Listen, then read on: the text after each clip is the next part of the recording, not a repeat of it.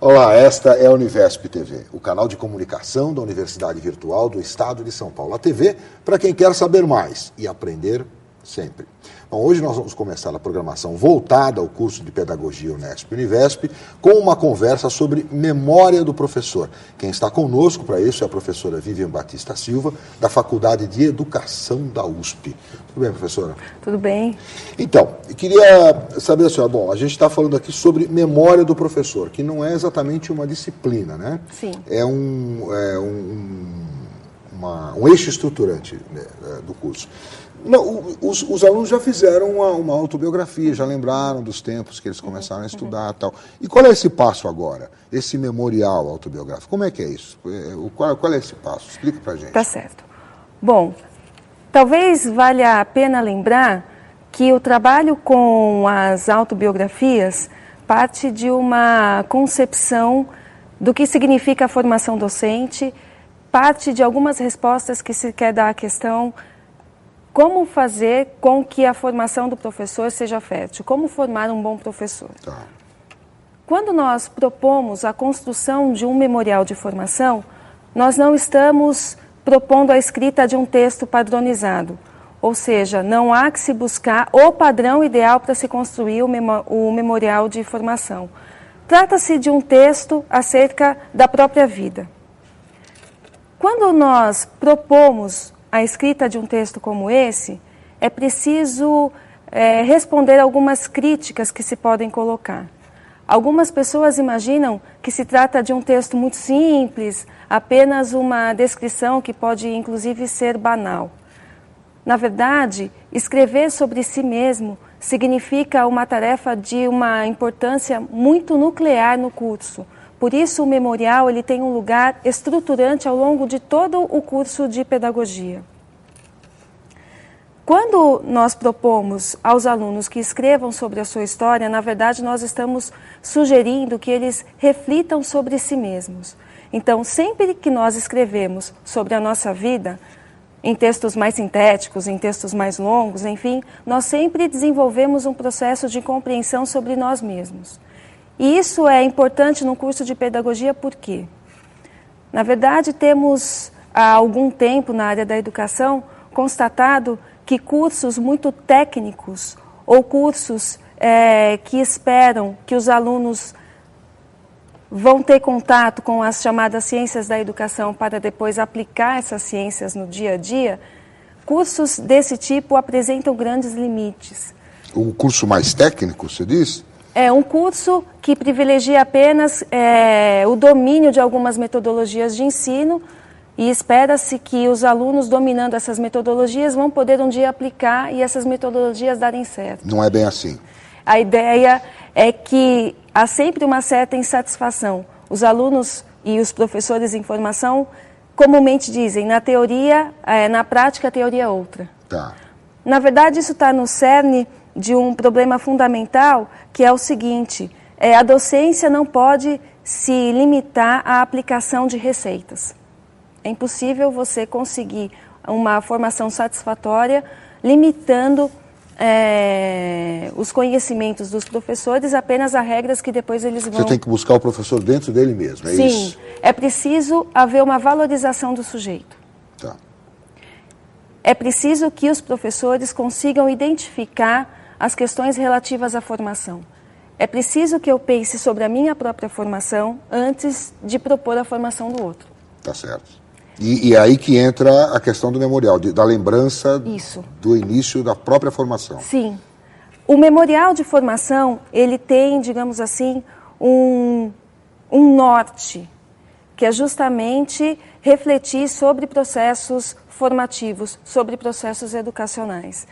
Então, um dos grandes desafios quando propomos a escrita de si é que os alunos podem se sentir, digamos, um pouco perdidos. Há muito para falar sobre mim mesmo. E quando há muito a se falar, na verdade, a gente acaba não conseguindo falar nada. Então, é preciso tomar alguns cuidados, algumas orientações. Nós não queremos impor nenhuma lógica escrita dos alunos, dos professores, nós queremos dar algumas orientações que permitam aos professores desenvolverem as reflexões sobre os processos formativos. Por isso, num primeiro momento, é comum que se peça aos professores falarem sobre o período de infância, sobre quando entraram na escola, quais as expectativas que eles tinham quando entraram na escola, o que é que eles estabeleceram em termos de relações com os professores, com os colegas, qual era a cultura da escola que eles viveram. Pensar sobre esse tipo de experiências é um primeiro momento que, em geral, se coloca para um memorial de formação. Mas seria só relatar ou refletir a respeito? Ao relatar, nós refletimos. Porque Mas quando você escreve o seu relato, você vai relatar o que aconteceu ou vai relatar refletindo? Você relata refletindo. Tá, entendi. Inevitavelmente você relata refletindo. Porque, na verdade, a memória ela não é apenas a reprodução do que aconteceu no passado. Toda a memória é um trabalho com o passado. Quando nós lembramos de algumas coisas, esquecemos outras. A memória ela é seletiva. Além de ser seletiva, a memória ordena os fatos.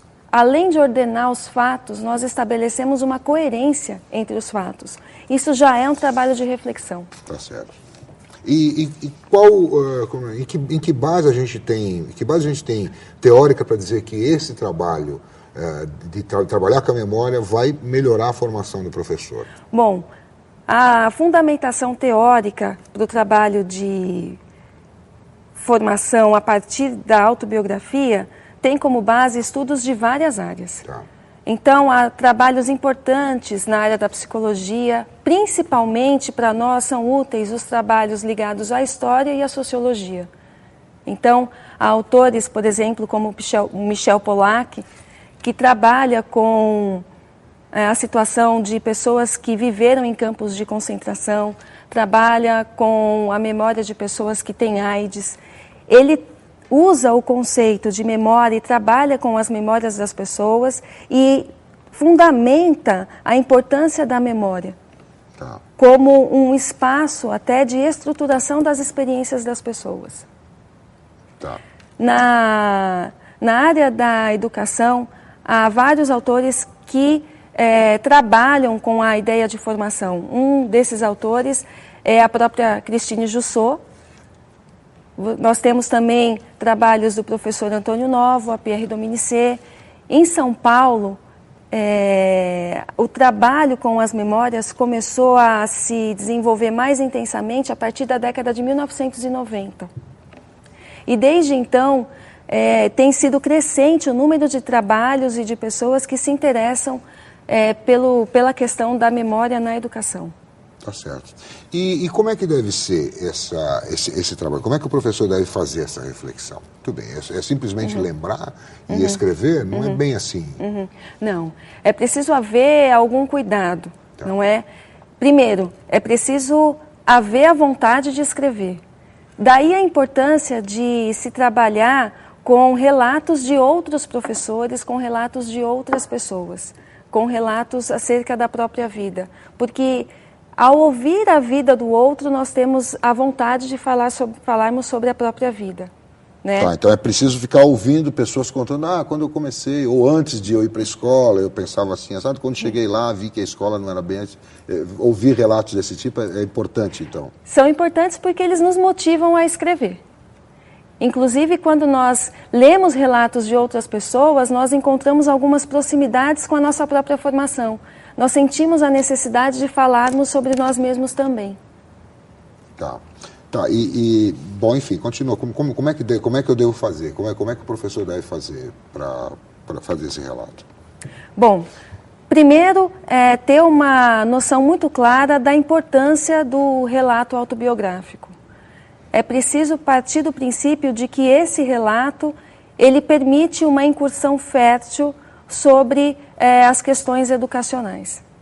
Então, na medida em que eu consigo identificar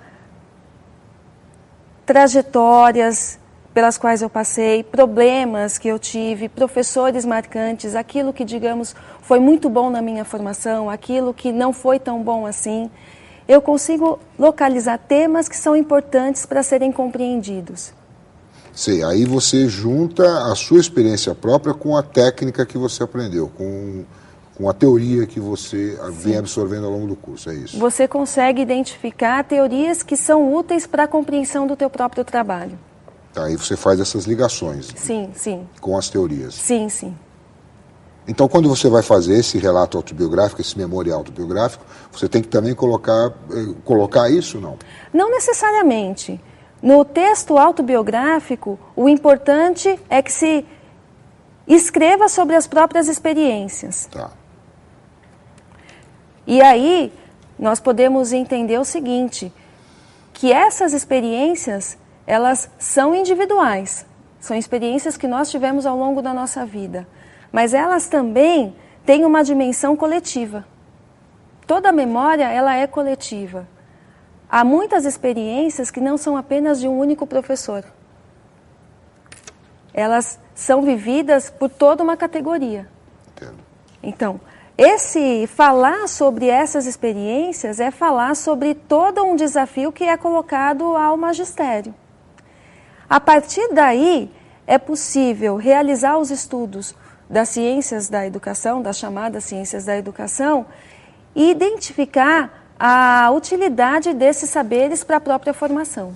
Tá certo. Inclusive, identificar as questões da tua própria trajetória pode te ajudar a buscar referências que podem ser importantes para a compreensão de algumas questões. É interessante. Explica melhor isso. Explica um pouco melhor essa busca. De que maneira? Vamos pensar em casos mais concretos. Talvez isso fique mais claro. Tá. Há professores que identificam no exercício da profissão uma preocupação muito grande com as notas baixas de alguns alunos. Uhum. Para eles, essa é uma questão que é preciso ser compreendida. Isso conduz o professor a centrar muita atenção nos trabalhos sobre avaliação, por exemplo, e nos trabalhos sobre fracasso escolar. Então, você estabelece aqui uma valorização da experiência dos professores, que numa formação tradicional, onde você aplica conhecimentos previamente adquiridos, isso não acontece. Então, aqui o movimento é o que na experiência dos professores aparece como questões importantes e como é que determinadas teorias, como é que determinados conceitos podem nos ajudar a compreender essas questões. E resolvê-las. Sim, porque dessa maneira, o que se acredita é o seguinte, nós não damos conhecimentos prontos aos professores, porque ao fim e ao cabo, eles apresentam problemas. Você não pode imaginar que a docência ela vai ser apenas a aplicação de algumas receitas, não vai dar certo. A ideia é que você parte da valorização das experiências dos professores, traz essas experiências à tona, e a partir dessas experiências eles podem compreender melhor algumas questões e a partir daí mobilizar algumas ações. Então, o memorial ele mobiliza um processo muito mais amplo, que pode não ficar... Se você imaginar que o memorial é apenas uma descrição, você não consegue ter noção dessa potencialidade. O potencial é justamente esse. Eu tenho determinadas questões, determinados problemas, procuro compreendê-los, e aí eu mobilizo, a partir da minha reflexão, alguns projetos de ação. Tá. E como é que, praticamente, como é que dá para fazer isso? Em termos práticos? Em termos práticos. Em termos práticos, nós podemos pensar que os memoriais de formação podem, por exemplo, gerar projetos de pesquisa. Entendo. Inclusive, há alguns cursos que propõem a escrita do relato autobiográfico. A partir dessa escrita, identificam-se alguns problemas. A partir desses problemas, estabelece-se um projeto de pesquisa que gera o trabalho de conclusão de curso ou a monografia, como esse tipo de trabalho é chamado. Esses trabalhos de conclusão de curso, esses textos mais acadêmicos, eles podem proporcionar também o desenvolvimento de ações futuras nas escolas. onde o professor atua. Onde o professor atua, quer Sim. dizer, a partir do trabalho que ele faz, Sim, dessa pesquisa. Sim. Agora, não é isso que se propõe aqui agora, né? Não necessariamente. As potencialidades são múltiplas, não é? Mas ele pode tomar isso por base. Quer Sim. dizer, o aluno pode tomar isso e seguir um trabalho de pesquisa a partir daí. Sim. Os trabalhos que envolvem uma ação direta na escola, eles extrapolam, em geral, os cursos de formação docente. Os cursos de formação docente, eles podem inspirar determinadas ações, a partir do trabalho com os relatos e dos projetos de pesquisa. Eles podem fundamentar. É claro que esse processo, ele vai ter uma continuidade. Por isso, ele é extremamente complexo. Mas ele pode gerar vários planos de ação. Tá certo. Que mais que você quer explicar para a gente a respeito da autobiografia? Diga. Eu acho que o que é importante assinalar é que quando nós pensamos o trabalho de formação de professores, nós não tomamos os professores apenas como objetos. Não são pessoas que serão formadas por mim apenas ou pelos seus professores. Nós entendemos que a formação só é possível quando o aluno, o professor, é sujeito também dessa formação. Ele também é responsável por esse processo formativo. Eu até gostaria de salientar uma frase do professor Antônio Novoa, que é professor da Universidade de Lisboa e foi um dos primeiros pesquisadores a trabalharem com formação e autobiografia. Ele diz que formar é formar-se. E que a autobiografia, ela se coloca, portanto, como uma possibilidade de dar visibilidade à formação dos professores, valorizar a formação dos professores e dar aos professores a oportunidade de refletirem sobre a própria formação e, portanto, de participarem de uma maneira mais ativa da formação pedagógica deles. Ele próprio ele participa da sua formação. Participa da sua Ele vai formação. buscar onde é que estão as suas fragilidades, para aí se instrumentalizar, vamos dizer assim, com a teoria, é isso? Sim, sim, é nesse sentido. Ele se apropria das questões teóricas e das discussões que são feitas no nível acadêmico de uma maneira mais, digamos, mais autônoma. Porque a reflexão do professor é o tempo todo mobilizada e valorizada. Sim, isso a partir das experiências que teve. Por isso que é importante ele buscar lá atrás, fazer esse... Porque é um esforço de memória também, sim, né? Sim. E tem coisas que a gente não quer lembrar, às vezes tem coisas que a gente quer esquecer no passado, não é isso? Quer deixar lá. Isso. E isso faz parte da própria escrita memorialística. Algumas pessoas, quando vão escrever as próprias memórias, ficam acanhadas. É isso. Imaginam, olha, eu não consigo me lembrar de tudo. O problema é que você não pode acreditar que por isso a sua escrita autobiográfica está errada.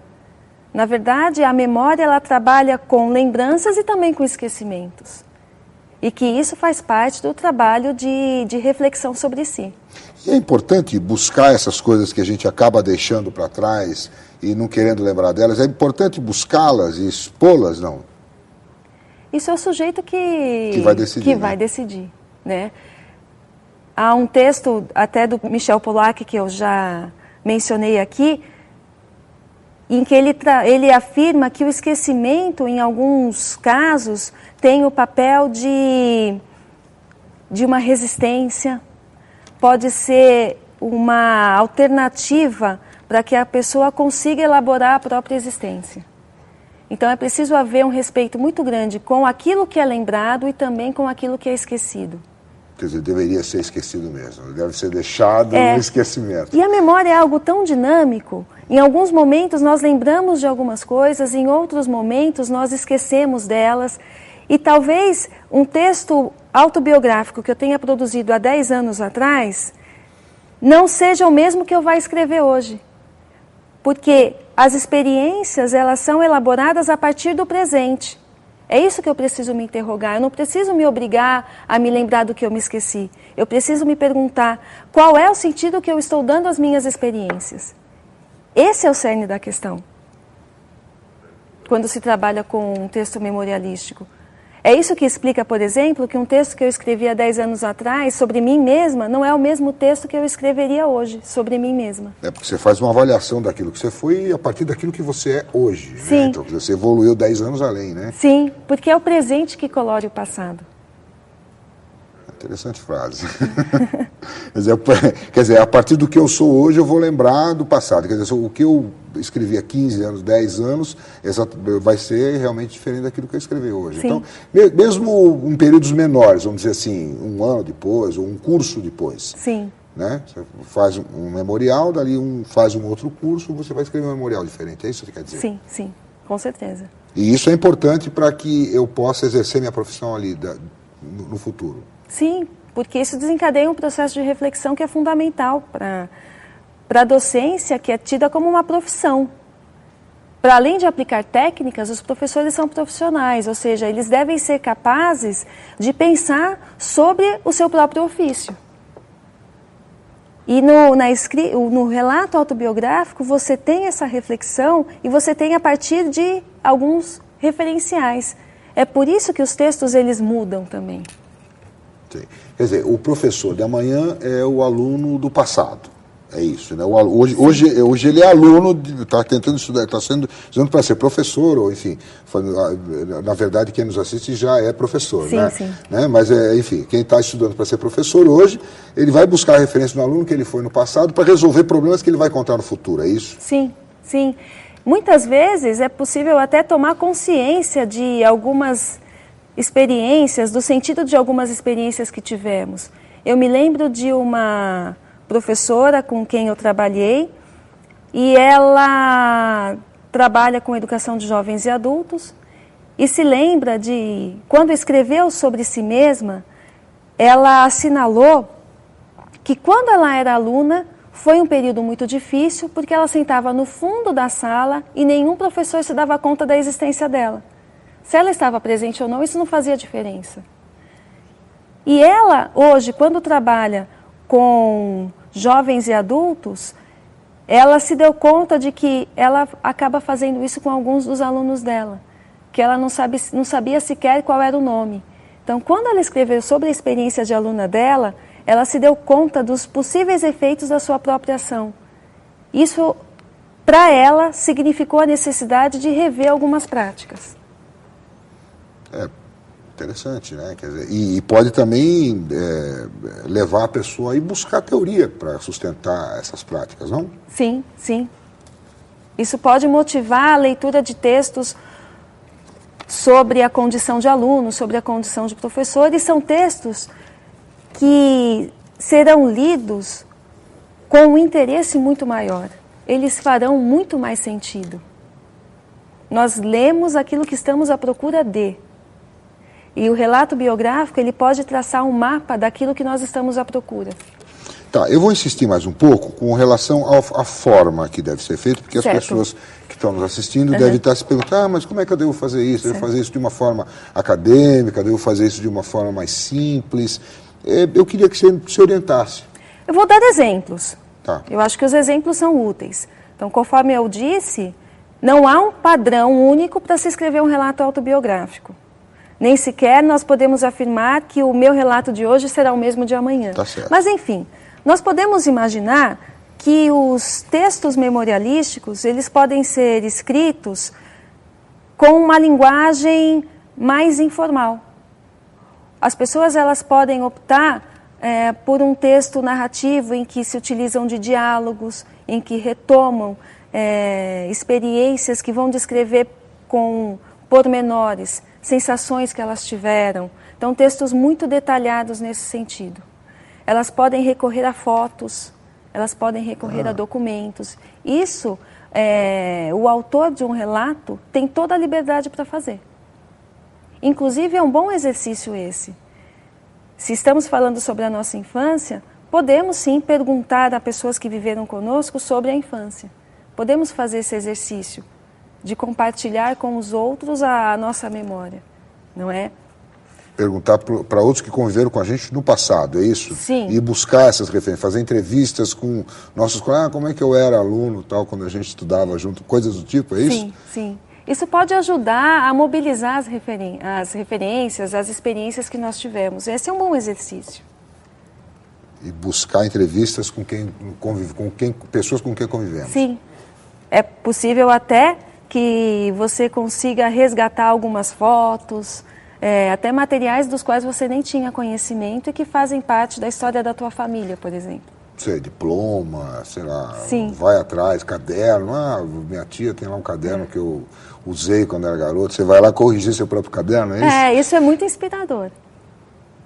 Você revisitar os teus cadernos te ajuda a lembrar de muitas experiências, né? O que era exigido em termos de letra, o cuidado que se tinha com as páginas, aquilo que o professor exigia, o modo que isso estabelecia determinadas relações em sala de aula, né? Se você daria a nota que o seu professor deu para você. Pois lembrar de professores marcantes.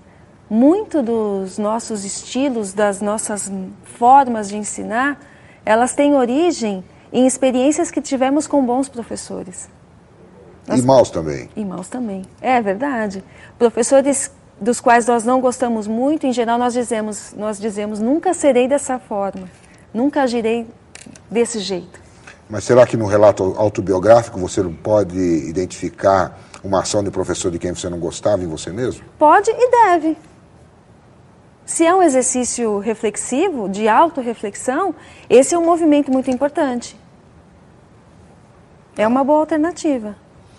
Tá, que mais, professora, para a gente encaminhar para o encerramento aqui? Bom, a grande preocupação, então, é como compor os relatos.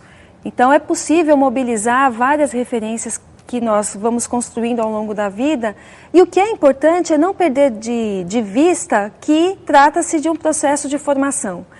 Então, talvez seja importante pensar em alguns momentos-chave da nossa trajetória profissional. Então, a entrada na escola é um momento-chave. Um outro momento importante é o de escolha da profissão. Será que foi uma escolha deliberada? Será que eu me tornei professor por acidente ou porque não havia outra alternativa? Ou porque eu fiz isso para garantir o emprego até que eu conseguisse um outro melhor? Enfim, a escolha da profissão é um momento importante, os primeiros cursos, a entrada na profissão, as primeiras turmas, os colegas de profissão. Estabelecer alguns momentos-chave da nossa própria carreira. E aí estruturar em cima disso. Estruturar a partir daí é uma boa alternativa. Isso suscita uma... Na verdade, são apenas eixos que estruturam. Eles não colocam a escrita de ninguém num padrão. Então, algumas pessoas podem falar disso a partir de uma experiência pontual, outras falarem de um longo período da vida. Então, colocar os eixos estruturantes dessa forma permite essa liberdade que também é necessária ao relato autobiográfico. É preciso haver uma orientação, como essa que eu procurei pontuar aqui. Mas é preciso lembrar também que esse processo de reflexão ele é construído pelo próprio sujeito. Então, ele deve ter uma certa liberdade para poder falar sobre as próprias experiências. Certo. É isso, então. Nosso tempo chegou ao final. Obrigado por sua aula. Muito obrigada. Eu que agradeço a atenção. Tá? E a gente se encontra numa próxima oportunidade.